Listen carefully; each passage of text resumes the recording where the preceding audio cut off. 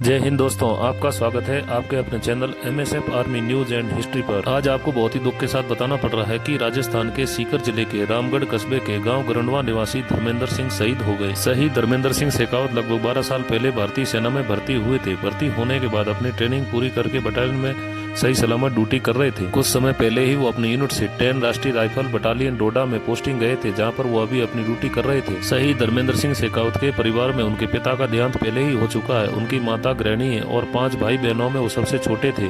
4 भाई और 1 बहन है, वो सब शादीशुदा हैं। शहीद धर्मेंद्र सिंह शेखावत की शादी 4 साल पहले चूरू जिले के घंटेल गांव में हुई थी। अभी उनके 15 महीने का एक लड़का है। आपको बता दें कि शहीद धर्मेंद्र सिंह के ताऊजी के लड़के जो कि देवी सिंह शेखावत BSF में तैनात थे, उनकी 26 फरवरी को एक्सीडेंट में मौत हो गई थी।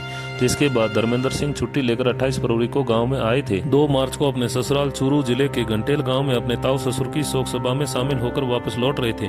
तभी चूरू और घंटेल गांव के पास कार के सामने अचानक नीलगाय आ गई, जिसे बचाने के लिए बेलेनो गाड़ी का बैलेंस बिगड़ गया और जिससे बाद गाड़ी सड़क किनारे पेड़ से जा टकराई।